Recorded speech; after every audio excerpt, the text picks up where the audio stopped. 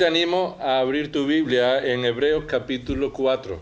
Hebreos capítulo 4 y vamos a estudiar del 14 al 16. El título de la predicación de esta mañana, siendo la primera parte y terminando el domingo que viene, es Reteniendo nuestra fe en oración. Reteniendo nuestra fe en oración. También vamos a hablar acerca de perseverando en la oración, orando para perseverar. Esto es lo que el autor nos está diciendo. Para perseverar en nuestra vida cristiana debemos orar. Para orar debemos perseverar. Así que eso es, podríamos decir, una realidad insalvable, insustituible. Y en este pasaje vamos a aprender que la oración es tanto un mandato como una provisión de la gracia de Dios, que nos capacita a perseverar en la fe en medio de cualquier situación sin retroceder. Y esto caracteriza al creyente. El creyente no va a retroceder en su fe. El creyente no va a retroceder en su fe porque Dios lo está preservando, lo está cuidando, no de que no pase situaciones de peligro y sufrimiento, sino que aun cuando pasa esas situaciones, nunca va a retroceder el creyente. Nunca va a abandonar el creyente. Y una de las formas en las que el Señor preserva al creyente es por medio de la oración. Por medio de la oración se nos ha capacitado para buscar al Señor y perseverar en nuestra fe. Mira lo que dice este pasaje. Hebreos 4, versículos 14 al 16. Teniendo pues un gran sumo sacerdote que trascendió los cielos, Jesús, el Hijo de Dios, retengamos nuestra fe. Porque no tenemos un sumo sacerdote que no pueda compadecerse de nuestra flaqueza, sino uno que ha sido tentado en todo como nosotros, pero sin pecado.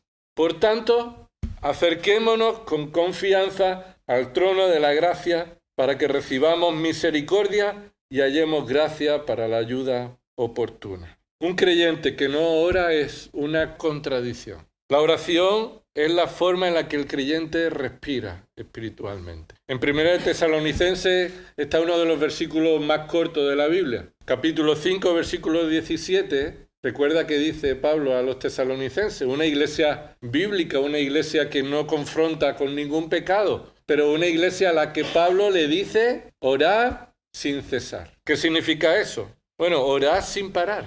No dejéis de orar. Podríamos decir, orad como si fuera el respirar. La vida de oración de una iglesia no va a depender de cuántos cultos tenga para orar, cuántos vengan a ese culto, sino de cuál es la vida de oración de cada uno individualmente. Para que una iglesia de Dios sea fuerte en oración, será el resultado de la vida de oración de cada uno de los miembros. Y por supuesto, Pablo le dice a los tesalonicenses, de manera general, plural, que oren sin parar, que no dejen nunca de orar. Si la mayoría de los miembros de una iglesia local es débil en su vida de oración, esa iglesia local es deficiente en la oración. En cambio, para que una iglesia se caracterice como la iglesia primitiva, en Hechos 2:42 se nos da ciertas características de esa iglesia y allí se nos dice que ellos estaban dedicados continuamente al final dice, a la oración. Dedicados continuamente a la oración. Y además debemos señalar esto, que esa iglesia primitiva no recibió un mandato directo como la iglesia tesalonicense de que oren sin cesar, sino que el fruto espiritual de la conversión se vio en una iglesia que estaba dedicada continuamente a la oración. Pero para que una iglesia sea así, tú y yo, cada uno de los miembros, debemos orar como respiramos. Debemos depender del Señor como respiramos. Y es que la oración es el termómetro de nuestra dependencia. La oración es el termómetro, la muestra de cuál es nuestro nivel de dependencia. ¿Por qué oramos tan poco? Y vamos a empezar asumiendo esto. Desde un servidor hasta cualquiera de nosotros oramos menos de lo que debemos. Ninguno de nosotros puede estar satisfecho con nuestra vida de oración. Pero la pregunta es, ¿qué significa o qué mostramos cuando oramos menos de lo que debemos? Esta es una realidad, que no dependemos del Señor como debiéramos. Cuando dependemos del Señor, esto se muestra en nuestra vida de oración. Estamos dependiendo del Señor en la misma manera en la que oramos. Y si oramos poco, ¿qué significa? Dependemos poco de Él. Si oramos poco, dependemos poco del Señor. Cuanto más dependamos del Señor, mayor será nuestro tiempo, nuestra vida de oración. Así que todos deberíamos empezar confesando y reconociendo, Señor, oro menos de lo que debo. Esto indica que dependo de ti menos de lo que es realidad. Dependemos del aire para vivir de manera innegociable, absoluta. Y así debe ser nuestra vida de oración. Es curioso que hay muchos libros de la vida cristiana. Muchos libros que hermanos han escrito para nuestra vida cristiana, para ayudarnos a crecer espiritualmente. Muy pocos libros hay exclusivamente acerca de la oración. Sí es verdad que en los libros que se han escrito, que hermanos han escrito para nuestra edificación acerca de otros temas de nuestra vida cristiana, siempre hay un capítulo que habla acerca de la oración. Y es que la oración para el creyente es innegociable. Un creyente que no ora es una contradicción. Un creyente estará orando y deberá crecer en su vida de oración. Si no oramos como debiéramos, no significa que no somos creyentes, sino que estamos dependiendo de nuestra fuerza para enfrentar la vida cristiana. Y que debemos confesar este pecado delante del Señor. Y esto es lo que el autor de Hebreos está haciendo. Es insistiendo en que Dios nos ha provisto de la oración como un medio para crecer y perseverar, para continuar aferrados a la fe que hemos recibido. ¿Quién escribió este libro? Hebreos. Bueno, realmente no lo sabemos quién es el autor humano, pero estamos convencidos que es el Espíritu Santo quien movió a esa persona a escribir este libro. Y por tanto, como el resto de los libros de la Biblia, este libro ha salido de la boca de Dios. Y saliendo de su boca es un libro que no contiene error ni nos va a llevar al camino equivocado, sino que es suficiente para nuestra vida y tiene toda autoridad de nosotros. Así que este libro sí también debemos observar, no solamente que fue el Espíritu Santo quien lo escribió, sino para quién fue escrito. ¿Para quién fue escrito? Hebreos se escribe para 3 tipos de personas a las que el autor de Hebreos está escribiendo y hablando acerca de estas verdades. El primer grupo de personas son judíos verdaderamente creyentes. Creyentes que descienden de la nación judía, que son descendientes de Abraham, que pertenecen a la nación étnica de Israel. Y a estos creyentes verdaderamente judíos se les llama en esta carta principalmente a perseverar en la fe, a permanecer en la fe, a no abandonar la fe que en Cristo hay para salvación de nuestros pecados.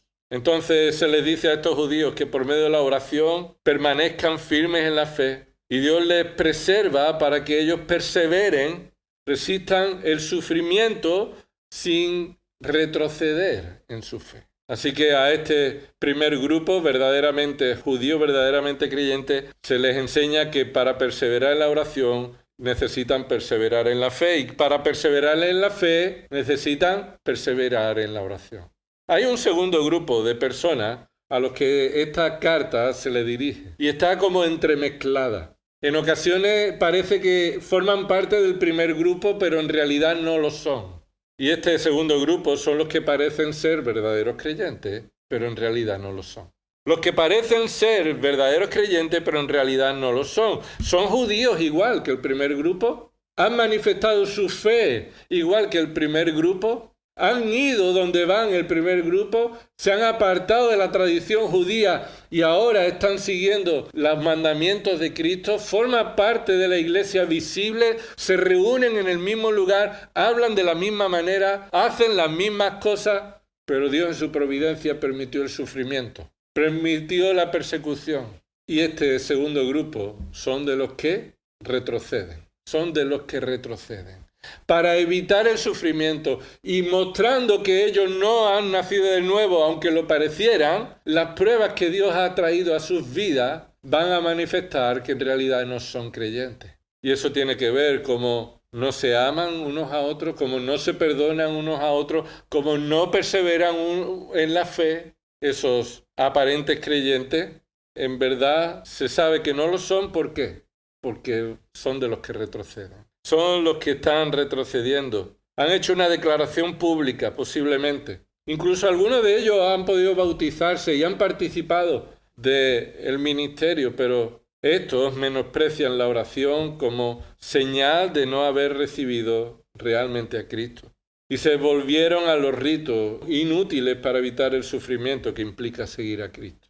El tercer grupo son aquellos judíos y no judíos que nunca han manifestado creer en Cristo. Esta carta habla también a personas que ya siendo judíos o siendo gentiles, da igual cuál sea su nacionalidad, nunca han confesado a Cristo como Señor. Y esta carta les da el testimonio del Evangelio para que crean y se arrepientan. Para que le den la espalda a su religión, la cual son ellos mismos. Para que le den la espalda a su Dios, el cual es Él mismo. Y para que, confesando sus pecados, reconozcan a Cristo como el único Señor y Salvador. Ya sea cual sea nuestra situación espiritual, del primero, segundo o tercer grupo, todos necesitamos esta enseñanza. Todos necesitamos esta enseñanza. Todos necesitamos la verdad principal de esta carta. ¿Cuál es la verdad grande? La verdad principal de Hebreos, ¿cuál es? La supremacía de Cristo. Cristo es supremo, por encima de todo y de todos. Cristo es supremo por encima de todo y de todo. Cristo es supremo, la suprema revelación de Dios. Dios ha hablado de muchas maneras, de muchas formas a los padres en otro tiempo, por medio de los profetas. Ahora, al final del tiempo de la revelación, dice los primeros 5 versículos de esta carta, nos ha hablado por Hijo, por Cristo. Él es suprema revelación. Cristo es supremo por encima de los ángeles. Cristo está por encima de los ángeles. Y dice el autor, ¿a cuál de los ángeles alguna vez Dios le dijo y lo trató como el verdadero Dios? Mi hijo eres tú. Después en el capítulo 2 se nos habla acerca de Cristo que es supremo por encima del humano, del hombre, ¿verdad? Y toma ahí en el capítulo 2, versículo 5, un pasaje del Salmo 8. Dice el versículo 5, porque no sujetó a los ángeles el mundo venidero acerca del cual estamos hablando, pero uno ha testificado en cierto lugar diciendo, versículo 6, ¿qué es el hombre para que de él te acuerdes? ¿O el hijo del hombre para que te intereses en él? ¿Le has hecho un poco inferior a los ángeles? Así que Cristo es superior a los ángeles, pero encontramos ahora al hombre que es un poco inferior a los ángeles. ¿Qué le ha hecho? Dice el versículo 7, le has coronado de gloria y honor, le has puesto sobre la obra de tus manos. Así que Dios creó el mundo, como lo vemos, en 6 días, y en ese último 6º día, Él creó al hombre y a la mujer y lo colocó sobre la creación. Y ahora continúa diciendo el texto. Versículo 8, todo lo has sujetado bajo sus pies, porque al sujetarlo todo a Él, al hombre, no dejó nada que no le sea sujeto. Pero ahora no vemos aún todas las cosas sujetas a Él. ¿A quién? Al hombre, ¿verdad? No vemos que el hombre tenga el control supremo y todo esté sujeto a Él. Pero continúa diciendo el versículo 9. Pero vemos a aquel. Si está subrayando acerca de quién es Dios en rojo, ese aquel no es un hombre cualquiera, es el hombre Dios. Dios hecho hombre. Vemos a aquel que fue hecho un poco inferior a los ángeles. Es decir, ¿a quién? A Jesús. Coronado de gloria y honor a causa del padecimiento de la muerte, para que por la gracia de Dios probara la muerte por todos. Porque convenía que aquel para quien son todas las cosas, y por quien son todas las cosas, llevando muchos hijos a la gloria, hiciera perfecto por medio de los padecimientos al autor de la salvación de ellos. Y aquí se nos está presentando a nuestro Señor Jesucristo, quien es supremo por encima del hombre, y no de cualquier hombre. Dice el capítulo 3 que Él es supremo por encima de Moisés. Versículo 2, el cual fue fiel al que le designó, como también lo fue Moisés en toda la casa de Dios. Así que Cristo ahora es presentado supremo por encima de un hombre muy importante para el reino, para la nación, para la religión judía, para los judíos. Moisés, no hay nadie como Moisés. Y el autor dice, Cristo es superior a Moisés, es supremo por encima de Moisés, de cualquier hombre. que la humanidad Dios haya usado para cumplir sus planes. Nadie puede compararse a Cristo. Así que la carta nos presenta a Cristo como el supremo Dios y Salvador encima de todo y todos, de los ángeles, del hombre, de Moisés, pero ahora después va a continuar de los apóstoles y de los sumos sacerdotes. Dice el versículo 1 del capítulo 3, míralo. Por tanto, hermanos santos, participantes del llamamiento celestial, considerad a Jesús. ¿Qué continúa diciendo? El apóstol y sumo sacerdote de nuestra fe. A partir de aquí va a presentar a Jesús como el supremo apóstol, el supremo profeta, aquel que habla de parte de Dios y no hay profeta como él. Y presenta a Jesús como el sumo sacerdote perfecto, no los sumos sacerdotes del antiguo pacto. Cristo es el perfecto sumo sacerdote. Y en medio de esta enseñanza de la supremacía de Cristo como el sumo sacerdote, encontramos este párrafo, capítulo 4, versículo 14, donde vamos a aprender que la oración es una provisión de Dios que debemos ejercitar. La oración es una provisión de Dios que debemos ejercitar para retener nuestra fe en toda situación sin retroceder. Y vamos a ver 6 aspectos de la oración, 6 características de la oración que nos animan a crecer en nuestra dependencia del Señor para retener nuestra fe. 6 aspectos de la oración que nos animan a crecer en nuestra dependencia del Señor para no retroceder, para retener nuestra fe. El primer aspecto es el mandato.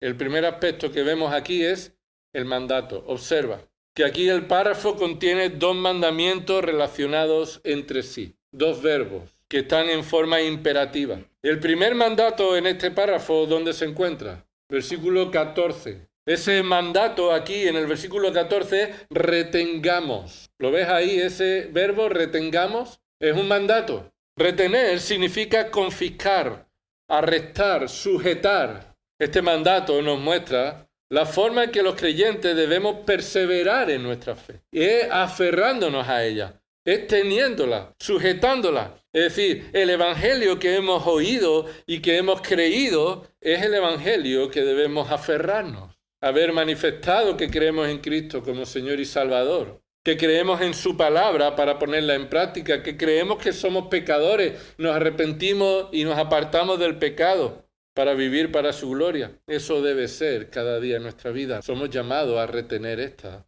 fe. Lo contrario de retener, ¿qué sería?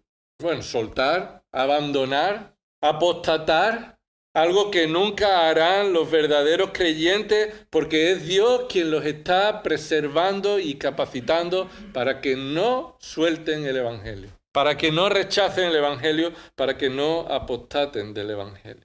Así que retener nuestra fe significa perseverar en la fidelidad a Dios por medio de la fe que Él nos ha dado. Efesios 2:8 recuerda que por gracia hemos sido salvados por medio de la fe. Y por gracia, por medio de la fe, y esto no es de vosotros, sino que es un regalo, es un don de Dios. Así que observamos que este es el primer mandato, pero hay un segundo mandato, que está en el versículo 16. 2 mandatos en 3 versículos. El segundo mandato es acerquémonos. Acerquémonos, ¿lo ves ahí? Versículo 16. Por tanto, acerquémonos. Este verbo significa literalmente acercarse físicamente a algo. Es tomar la decisión de la acción de estar cada vez más próximo físicamente a algo. Pero este verbo aquí no se está usando de manera literal. Aquí no se nos está mandando que literalmente nos movamos físicamente hacia un lugar concreto. Aquí este verbo se usa de forma figurada, ya que para acercarnos al lugar donde se nos dice, no podemos hacerlo por medio de un movimiento físico, sino que debe ser una acción espiritual. Así que acerquémonos, ¿qué significa? Orar. Orar. La oración, hermano, es acercarnos. Y es bello. Es una figura preciosa. El poder entender que cuando oramos a Dios nos estamos acercando. Estamos haciendo una acción espiritual que nos lleva cada vez más cerca de su provisión. Así que cuando el Espíritu Santo nos manda que nos acerquemos al trono de la gracia, eso significa que oremos al Señor. Siempre hemos definido la oración como hablar con Dios, ¿verdad? Y está bien, no vamos a cambiar esa definición, es bíblica. Cuando oramos a Dios estamos hablando con Él. Pero este texto nos apunta también a que, en un sentido poético, orar al Señor no solamente es hablar, sino acercarnos. Como cuando un hijo que tiene miedo se acerca a su padre. Como cuando un hijo que está necesitado se acerca a sus padres. Quisiera que observáramos algo más de este mandato. Y es que no solamente significa orar, y este mandato significa orar, sino que es un mandato obligatorio. Obligatorio. Orar no es una opción, hermano. Orar no es una posibilidad. No se nos sugiere que oremos, se nos manda que oremos. La oración es un mandato a cumplir. La oración es una práctica que no depende de una opción o circunstancia, sino de una realidad en la que vivimos y debemos obedecer. La oración sin cesar no es la oración sin cesar cuando las cosas se ponen mal, ¿verdad? La oración no es una opción cuando las cosas se ponen mal. Cuando hay problemas, seguro que todos oramos, cuando más oramos en nuestra vida es cuando hay problemas, cuando hay necesidad. Pero la palabra de Dios nos dice que debemos ser conscientes de que no hay momento en la vida en que no vivamos sin necesidad de Dios. No hay momento en la vida. Y cuando llegan los problemas, entonces te das cuenta, Señor, cuánto de orgulloso y de independiente estoy viviendo yo sin vivir en oración. La oración es un mandato, como hemos dicho, un respirar. La oración no solo debe ser un momento programado, debe ser una realidad continua, una necesidad continua. Cuando vas en el coche, cuando estás en la cama, cuando estás lavándote los dientes, cuando estés haciendo lo que estés haciendo, siempre es un momento en el que necesitamos orar. No solo debemos orar cuando es una necesidad, debemos orar cuando es un mandato. Si solo oramos por necesidad, lo cual sería un reconocimiento de nuestra arrogancia, entonces estamos necesitados de orar. Pero si no oramos solamente por necesidad, sino que debemos orar también por obediencia, obedeciendo a Dios. Orar para el creyente es sobre todo una forma de vivir en dependencia del Señor, no una tarea, no una reunión, no un tiempo en el día, que es bueno. Que cuando nuestra vida de oración y nuestra necesidad de oración es espiritual, vamos a encontrar y dedicar tiempo especial para la oración. Pero debemos orar al Señor para que nuestra vida de oración no sea solo un tiempo planeado, un tiempo diseñado, que debe serlo también. Vuelvo a insistir, debemos dejar tiempo en nuestro día a día para acercarnos al Señor únicamente orando. Pero debemos orar no solamente de manera programada, sino continuamente. Y siendo un mandato, la oración demanda dedicación y esfuerzo. Algunos pasajes nos enseñan esto. Efesios 6, 18. Dice, con toda oración y súplica, orad en todo tiempo en el Espíritu. Pablo le está diciendo que después de ponerse la armadura de Cristo para enfrentar la batalla espiritual, al final, como último mandato, como última provisión de la armadura, que a veces la dejamos fuera, es la oración. Y Pablo les está diciendo, orad con toda oración y súplica, orad en todo tiempo. Y así velad con toda perseverancia y súplica por todos los santos. Así que no solamente la oración es un tiempo que requiere esfuerzo, sino que también requiere esfuerzo porque no se centra en ti, hermano. Este es uno de los problemas de por qué oramos tan poco. ¿Por qué? Porque a veces la oración está centrada en nosotros. Y la prioridad de la oración es para orar por otros también. Interceder por otros. Para sentir el dolor que otros sienten y orar por ellos, para ver la necesidad que otros tienen y orar por ellos, para reconocer la necesidad que todos tenemos de ser fortalecidos en el Señor y orar unos por otros. Colosenses 4:2 nos dice que la oración debe ser perseverante también. Perseverad en la oración, dice Pablo, velando en ella con acción de gracia. ¿Cuántas veces le damos gracias al Señor en el día? ¿Cuántas veces? Y por muchas otras razones de las que nosotros somos conscientes, debemos darle gracias a Dios, pero son pocas las veces las que perseveramos en la gratitud al Señor en oración. Romanos 12, versículo 11, dice ahí Pablo que nos recuerda que la oración requiere perseverancia. Dice Romanos 12, versículo 11, no seáis perezosos. Es un mandato, ¿verdad? No ser perezosos. Ya sabéis, ¿por qué se nos da mandato en la Escritura?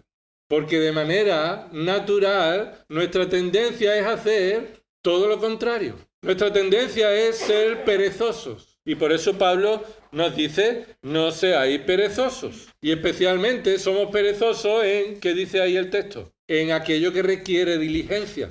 En aquello que precisamente es donde debemos poner más esfuerzo.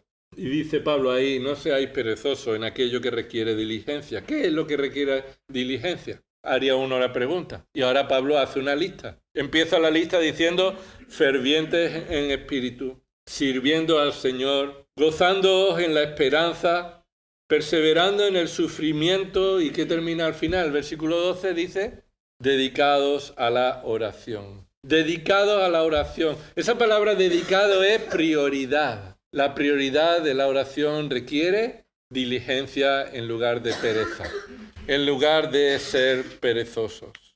Y ahí en el capítulo 15, mira Romanos capítulo 15, versículo 30, Pablo le está diciendo que la oración requiere dedicación, pero además es un esfuerzo conjunto. Romanos 15, versículo 30 y 31, dice Pablo, os ruego, hermanos, por nuestro Señor Jesucristo y por el amor del Espíritu. Observad aquí que hay un ruego, pero además un ruego basado en una realidad, en la obra de Cristo y del Espíritu Santo, un ruego solemne.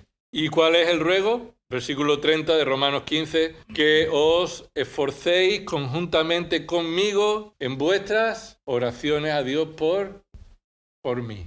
Hermano, Pablo está reconociendo que necesita la oración de los hermanos. Y Pablo está reconociendo que esa oración que él necesita y cada uno necesitamos debe ser un esfuerzo conjunto. Míralo ahí, que os esforcéis juntamente conmigo en vuestras oraciones. A veces algún hermano puede decir, hermano, ora por mí por esto. O comparte un tema de oración con los hermanos en la iglesia. Que me gustaría que oráramos por esto. Y habría una pregunta pertinente según este versículo. Hermano, vamos a orar contigo por eso, pero ¿tú estás orando por eso? ¿Tú estás orando por eso? ¿Quieres que los hermanos oren contigo por eso, pero tú estás perseverando en la oración?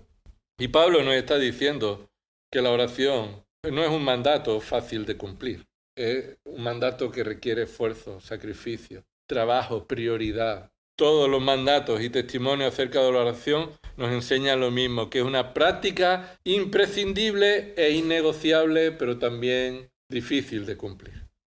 Para mí también es una de las prácticas más difíciles de mi vida cristiana. Pero eso no significa que debemos decir, bueno, como somos débiles, el Señor sabe. No, el Señor sabe, por eso nos da mandatos, ¿verdad?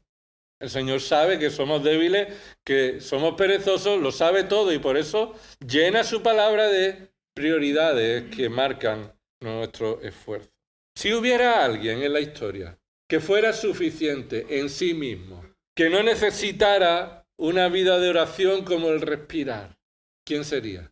Si hubiera alguien en la historia, y lo hubo en la historia, alguien suficiente en sí mismo, alguien que por quien Él es no tendría por qué estar orando como tú y yo necesitamos la oración. Podríamos decir el Señor Jesús, siendo Dios se hizo hombre.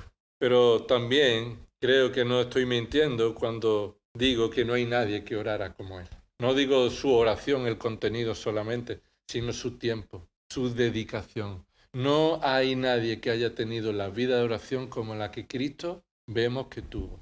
Él enfrentó su vida como un hombre, no en la dependencia de sus atributos divinos. Recuerda que Él, haciéndose hombre, siendo en condición de hombre, se despojó a sí mismo. Y eso no significa que dejó sus atributos y los abandonó. Porque si Él deja sus atributos divinos, eso significa que Él deja de ser Dios. Y eso no dice nunca la Escritura. Es una herejía.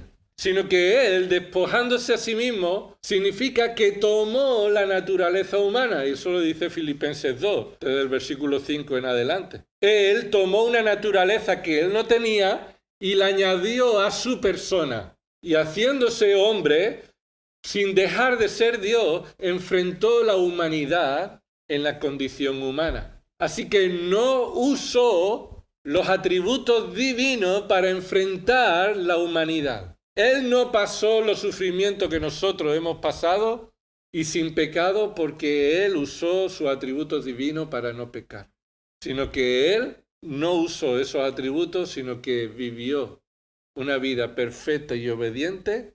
¿Y de dónde Él tomó esa fuerza? ¿De dónde Él fue capacitado para vivir en la voluntad de Dios? En la oración. En la oración. La vida de oración de Cristo demostró su completo testimonio de una vida dependiente de Dios. Y si Él oró tanto, la pregunta es necesaria. ¿Cuánto más nosotros? ¿Cuánto más nosotros? Debemos crecer en nuestra vida de oración. Así que orar al Señor es acercarnos a Él. Cuanto nuestra vida de oración es deficiente, significa que estamos lejos, nos hemos alejado. Nunca un creyente se podrá alejar tanto que pierda su condición de hijo de Dios. Nunca un creyente podrá alejarse tanto que ya no pueda volver al redil. Aquí no se está hablando de alejarse en forma en la que la salvación pueda estar puesta en juego, no. Se refiere a vivir lejos de la dependencia del Señor. Alejarse de Dios para vivir en confianza, y esto indica nuestra soberbia. Confiar en nosotros mismos o en otras personas o en otras cosas. Si no fuera un problema para nuestra vida de oración, no sería necesario este mandato imperativo, pero se nos manda, hermanos, acerquémonos. Se nos dice que debemos acercarnos, y este es el énfasis de Hebreos 4:16. Mira de nuevo Hebreos 4:16. Quiero decirte algo acerca de ese mandato. Otra cosa más acerca del mandato. Este mandato no es un mandato evangelístico. El mandato de acerquémonos al trono de la gracia no es un mandato para predicar el evangelio. Este no es el énfasis de este párrafo, de este versículo. A los que están sin Cristo, a los que no han creído en Cristo como Señor y Salvador, no se han arrepentido de sus pecados, el mandato evangelístico solamente es uno, es arrepentirnos de nuestros pecados y confesar a Cristo como Señor y Salvador. Este énfasis de este mandato no se dirige de manera general a los pecadores, sino a los que han sido llamados a la santidad, a una vida cristiana. Observa quién se incluye en este mandato, versículo 16. Acerquémonos. Y cuando dice acerquémonos, el autor se está incluyendo en ese grupo. Es más, está diciendo acerquémonos, pero antes ha dicho retengamos. Y esos dos verbos está diciendo que quienes deben hacerlo son los que ya han sido salvados, los que ya han confesado a Cristo como Señor y Salvador, los que ya tienen la fe. Ahora se nos llama a los creyentes a retenerla y a orar, a acercarnos al trono de la gracia. Así que la oración no solamente un mandato y responsabilidad que cumplirse, una provisión para el creyente. La oración es una provisión y una responsabilidad para los creyentes. Hemos dicho 6 aspectos y vamos por el primero. El segundo aspecto, después del mandato, viene el medio. El medio por el cual nos podemos acercar, ¿cuál es? ¿Cuál es el medio por el cual nos podemos acercar? El medio se nos muestra por medio del sumo sacerdote. Nos acercamos por medio de un representante. Es imposible que el hombre pueda acercarse a Dios si no es por medio de un representante. La oración es posible por medio de Cristo, por medio de Cristo. Ya hemos dicho algo antes acerca de este énfasis de Hebreo, que Él es supremo sobre todo, y su obra hace posible lo que el antiguo pacto no podía hacer posible. Más bien, el antiguo pacto ilustra la forma en la que Cristo va a cumplir en realidad esa obra de mediación. La única forma de poderse Israel acercarse a Dios era por medio de un sumo sacerdote. Es más, ¿cuántas veces podía el sumo sacerdote acercarse al lugar santísimo? Al año, una vez al año. Y tenía que hacerlo con sangre por sus propios pecados. Es más, el texto apunta a hacerlo de manera rápida. No te puedes quedar allí mucho tiempo. Ve, hazlo y vuelve y sal. Y todo eso apuntaba no a la confianza de una tradición judía, sino apuntaba a la obra perfecta de Cristo que vendría a cumplir nuestro perfecto mediador. Mira lo que dice el capítulo 7 de Hebreos, versículo 26. Cristo es el supremo sumo sacerdote. Él es el perfecto sacrificio por el cual podemos ser limpiados, santificados para tener acceso. Versículo 26, Hebreos 7, 26. Porque convenía que tuviéramos tal sumo sacerdote. Nos convenía, es decir, lo necesitábamos, era nuestra absoluta necesidad. Y necesitábamos que tuviéramos un sumo sacerdote de un tipo concreto. ¿Cuál es? Vienen ahí 2 puntos y una lista. Santo, inocente, inmaculado, apartado de los pecadores y exaltado más allá de los cielos. Es más, continúa diciendo el versículo 27, añadiendo a esa lista, que no necesita, como aquellos sumos sacerdotes, es decir, los del antiguo pacto, no necesita, como aquellos, ofrecer sacrificios diariamente, primero por sus propios pecados y después por los pecados del pueblo. No, esos son los antiguos sumos sacerdotes, los que apuntaban al perfecto sumo sacerdote. Nos convenía uno perfecto, no como los del pacto antiguo. Santo, inocente, inmaculado, apartado de los pecados, exaltado más allá de los cielos, que Él no necesita sacrificios por sus pecados. Dice al final del 27, porque esto lo hizo una vez para siempre cuando se ofreció a sí mismo. Observa que el sacerdote es el sacrificio. Se ofreció a sí mismo. No ofreció un cordero, se ofreció a sí mismo como el cordero. Esto nos convenía. Ahí es donde tenemos puesta nuestra confianza, en el Dios que siendo Dios se hizo hombre, y además siendo hombre se hizo sumo sacerdote y el cordero, el sacrificio. Y lo hizo una vez y para siempre. Versículo 28, porque la ley designa como sumos sacerdotes a hombres débiles, pero la palabra del juramento que vino después de la ley designa ¿a quién? Al Hijo, hecho perfecto para siempre, para siempre. Hecho perfecto para siempre, es decir, demostrando ser perfecto para siempre.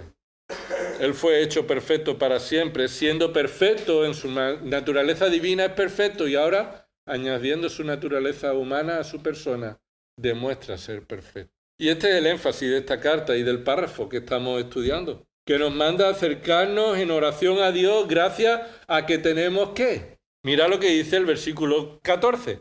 ¿Cómo empieza ese versículo? Teniendo. Y las palabras han sido inspiradas por Dios. Esa palabra ha sido puesta por Dios ahí con un significado. ¿Qué significa teniendo? Significa un medio. Esa palabra está indicando un medio, la forma en la que hacemos algo, el modo en que lo hacemos, el medio por el cual lo hacemos. Los imperativos de la palabra de Dios, entonces podemos cumplirlo gracias a los indicativos de la palabra de Dios. Este es un indicativo.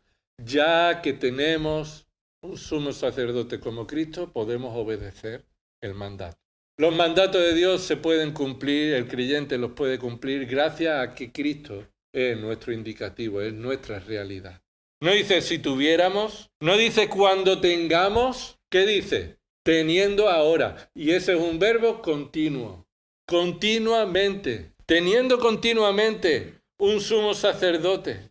Entonces podemos vivir en oración a Dios cumpliendo ese mandato, gracias a que Él es Cristo nuestro supremo y gran sumo sacerdote. El primer mandato que aparece en esta carta, el primero de todos los verbos en imperativo que aparece en esta carta, está en el capítulo 3. Míralo conmigo. Esta es la prioridad de esta carta. Capítulo 3, versículo 1. ¿Qué dice ahí? Por tanto, hermanos santos, participantes del llamamiento celestial, considerad a Jesús, el apóstol y sumo sacerdote de vuestra fe. Ese es el primer mandamiento que se nos da en esta carta. ¿Qué significa considerar? Tened en cuenta, puede ser, pero tiene un significado más elevado, más profundo, más completo, y es reconocer su valor. Reconocer quién es, su valor.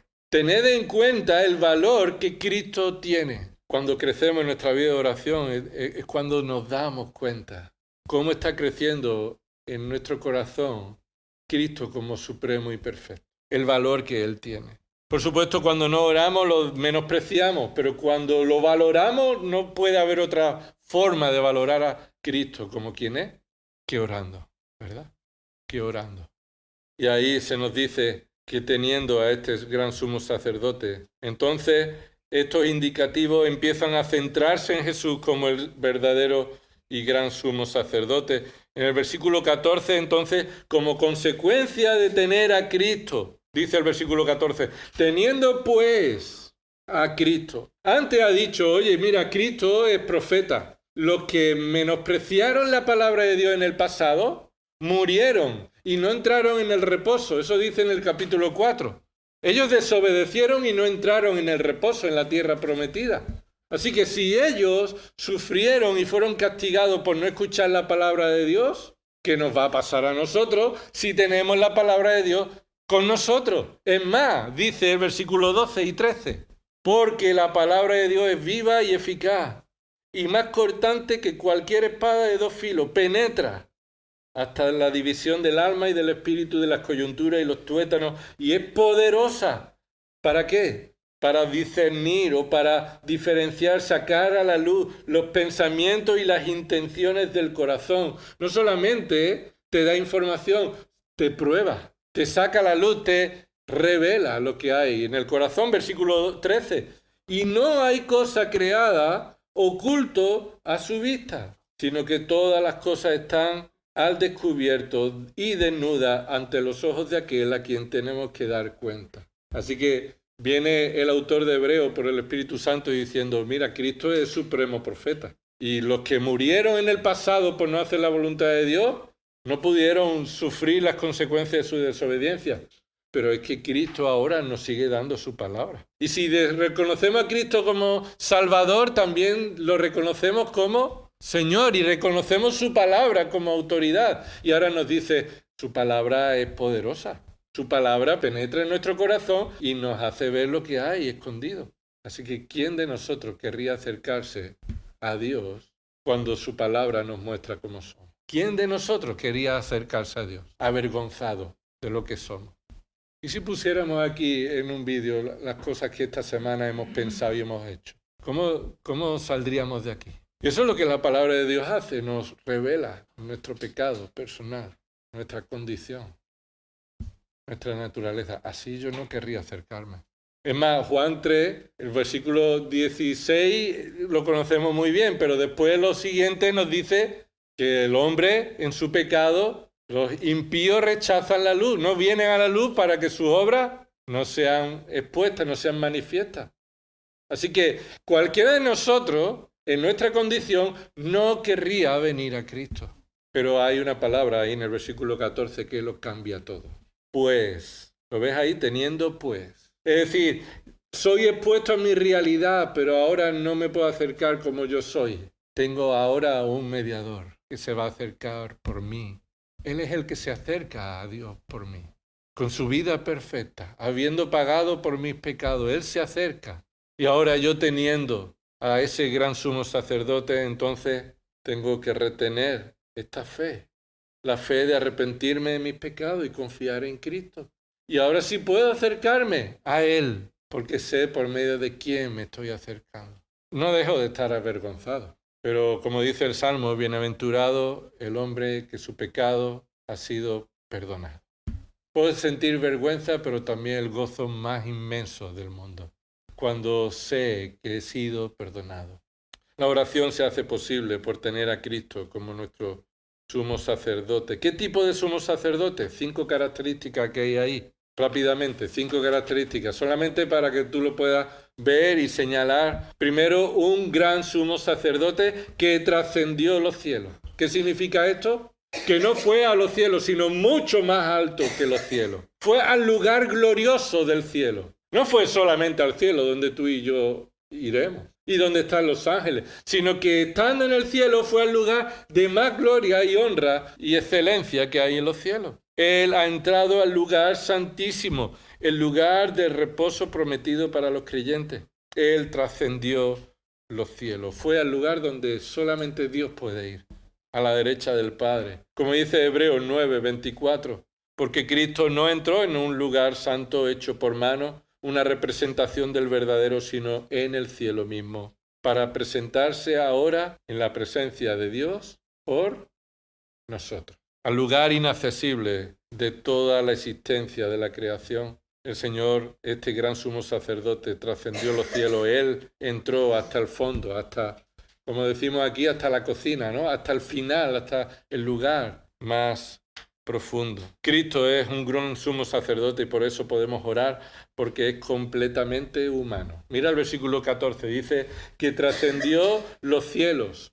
Continúa diciendo ¿quién? Jesús. Ese es el nombre de Jesús, enfatizando su naturaleza humana. Ese es el nombre que le dijo el ángel a María que le tenía que poner por nombre. Él es el hombre. Así que no entró a los cielos solamente porque le corresponde como Dios, sino que entró con esa naturaleza humana, habiendo sido demostrando ser perfecto. Como hombre, Él está en el lugar de gloria. En tercer lugar, Él es el gran sumo sacerdote porque es completamente Dios también. No solamente es completamente hombre, sino que también es completamente Dios. ¿Cuál es el segundo título, nombre que se le da ahí? Jesús, el Hijo. ¿Qué significa Hijo de Dios? Significa no el que ha sido creado por Dios, que es lo que dicen los testigos del anticristo, que Jesús ha sido creado por Dios. Eso es una herejía, no es verdad. Jesús es el Hijo eterno de Dios y existe con todas las perfecciones del Padre. Él no es menor al Padre, Él es igual al Padre y tiene con el Padre una relación desde la eternidad, uno de Padre y otro de Hijo. Él es completamente Dios. Él puede pagar por nuestros pecados con un sacrificio eterno. Ofendimos a la santidad de Dios y la muerte de Dios fue el pago que se requería. Así que el que debía morir tenía que ser Dios para que pudiera pagar y restituir la ofensa de la santidad de Dios. Cuarto lugar, cuarta característica de Cristo como gran sumo sacerdote, alguien que se compadece de nosotros. Se compadece de nuestra flaqueza. Alguien que no vino un lunes y murió el viernes, el domingo resucitó y se volvió. No, Cristo vino y nació de una mujer y supo que era pasar hambre, supo que era sufrir sueño. ¿Recuerda que un día se quedó dormido en medio de una tempestad? Tú me dirás si no hay que estar cansado para quedarse dormido y no despertarte, a menos que te despierten, ¿verdad? Lo despertaron. Recuerda que él tenía hambre y cuando estuvo en el pozo le pidió a la mujer agua, tuvo sed y le pidió agua. Él no simuló tener sed, él tenía sed. Él tenía hambre y estuvo 40 días en el desierto para ser tentado. Y después de 40 días, Satanás le dijo, mira, hombre, no pases tanta hambre, tú pudiendo, dile a esa piedra que se convierta en pan. Pero él no vino a satisfacer su necesidad humana, sino que él pudo compadecerse, saber el dolor que se siente cuando un ser querido muere. Y él lloró en la tumba de Lázaro. Saber lo que es la traición, lo que es dejarle solo. En Radio Gracia y Paz escuchaba esta semana una canción y decía que a Cristo en la cruz le abandonaron el cielo y la tierra. Solo, más solo que la una. Él sabe todo lo que es nuestra flaqueza. Él sabe que somos polvo, no solamente por su omnisciencia, sino porque Él lo experimentó. ¿Alguna vez has dicho, es que tú no sabes lo que es sentir esto? ¿No? ¿A alguien? Tú es que no has pasado por lo que yo estoy pasando. Y puede ser cierto con otras personas, pero con Cristo no. No podemos decir que Cristo no es suficiente sumo sacerdote, que no sabe nuestras debilidades y no puede ayudarnos porque no ha pasado como nosotros. Él es Dios. No, Él dejó el uso de sus atributos para enfrentar la humanidad como tú y como yo. Así que Él sabe. Él fue tentado en todo, mucho más que nosotros, y no pecó. Él es perfecto y ahora Él nos ayuda. Es nuestro gran sumo sacerdote. Y quinto, su característica es que Él es perfecto, sin pecado, ¿verdad? Termina ahí el versículo 15 diciendo, fue tentado en todo como nosotros, pero sin pecado. Pero sin pecado. Tentado como nosotros significa que fue tentado hasta lo máximo en cualquier tentación que nosotros podríamos ser tentados. Pero nosotros no éramos capaces de levantar una pesa de 1 kilo de tentación. y Él soportó todos los kilos de la tentación que se le pusieron encima y nunca pecó. Tenemos a alguien en el que podamos tener más confianza que Él. Gracias a Él podemos acercarnos a Dios en oración. Y esta es la capacidad del creyente que el Señor nos da para orar, que podemos orar confiados y sabiendo que lo hacemos por medio de la obra perfecta de Cristo, la obra perfecta de Cristo. Terminamos con el lugar. Permíteme decirte algo sobre el lugar. Mira lo que dice el versículo 16. Acerquémonos con confianza, ¿a dónde? ¿Cuál es el lugar? ¿Al local? ¿Al trono? ¿Pero qué trono? Porque el trono de Dios es un trono también en el que tú y yo no querríamos acercarnos, porque como somos, su trono de justicia nos va a dar lo que merecemos, ¿verdad? No querríamos acercarnos a su trono. Es lugar de temor. Isaías vio la gloria de Dios y el trono de Dios y dijo, ¡ay de mí! ¿Recuerda? ¡Ay de mí, que soy un hombre inmundo! Estoy perdido, soy un hombre de labio inmundo. ¡Ay de mí, estoy perdido! Si tú ves el trono de Dios, es un lugar donde no quieres acercarte porque sabes cómo vas a acabar. Es un lugar donde si nos acercamos con nuestros pecados, ¿quién? Dice el Salmo 130, versículo 3, ¿quién podrá permanecer en pie? Pero en Cristo, el trono de la justicia, de la santidad de Dios se convierte en el trono de la gracia. ¡Qué bendición, hermano!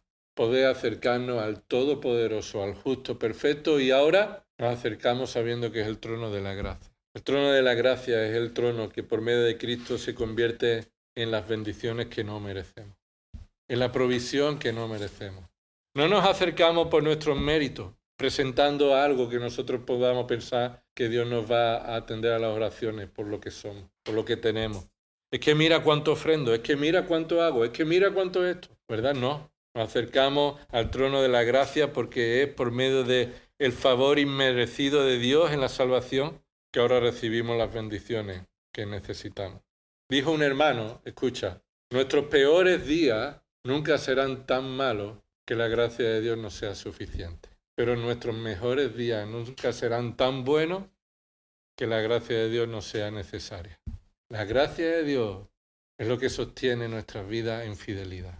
El trono de la gracia es el lugar donde nos acercamos orando al Señor, pidiendo el perdón de nuestros pecados y sabiendo que por la gracia que en Cristo hemos recibido, nuestros pecados son perdonados. Y venimos a pedirle, Señor, ayúdame a aferrarme, a seguir reteniendo tu fe. Es doloroso, hermano. Sí, es doloroso. Pero es el lugar donde encontraremos la gracia necesaria.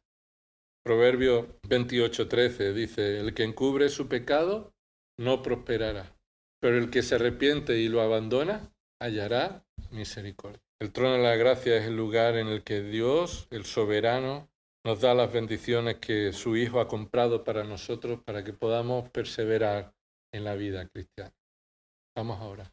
Señor, te damos gracias por Cristo nuestro Señor. Te damos gracias por la oración, por el medio que nos da para, Señor, acercarnos a ti, al trono de tu gracia. Y no solamente para recibir de ti, sino para adorarte, para darte gloria y honor, para confesar nuestros pecados, Señor, para ser fortalecidos, para seguir perseverando, Señor. Ayúdanos, Padre, a ser hijos tuyos dependientes de ti, a ser creyentes que están creciendo en nuestra consideración de Cristo, como quien es. Y que no solamente oramos, Señor, cuando lo necesitamos, sino que en obediencia a ti en todo tiempo, porque en todo tiempo lo necesitamos. Haznos crecer como iglesia, en una iglesia de oración, dependiente tuya, con frutos espirituales que te glorifiquen, de amor, de gozo, de paz, paciencia, benignidad, bondad, fe, mansedumbre y templanza. Todo eso lo hallamos, Señor, en Cristo, por medio del cual queremos acercarnos a ti continuamente. En el nombre de Cristo Jesús. Amén.